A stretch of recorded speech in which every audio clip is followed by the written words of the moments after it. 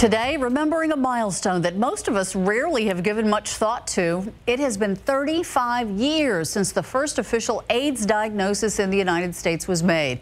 Since then, while millions have died, millions more are still alive, thinking about living with AIDS for the rest of their life.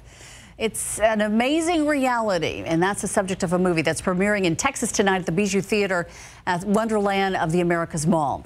I got a chance to talk to the filmmaker today who encourages us all to rethink our idea of who is HIV positive.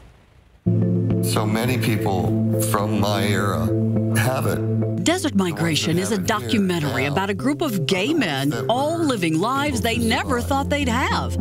They moved to Palm Springs, California years ago, all expecting to die of AIDS. From the evidence that was around them, they all thought they were going to die. Their friends died, they lost their jobs, they lost their health, so it's been a very upward climb to the point of relative stability that they're in now.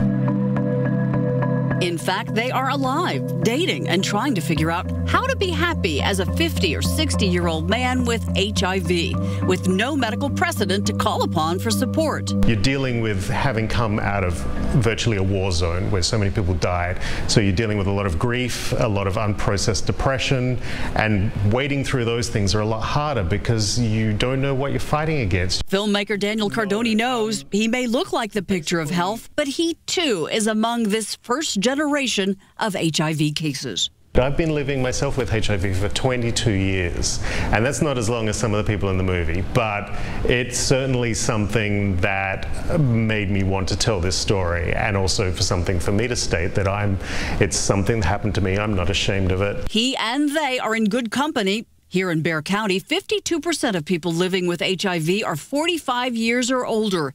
And at the VA hospital, it's even higher. Most are in their 60s and 70s, outliving a death sentence when so many did not.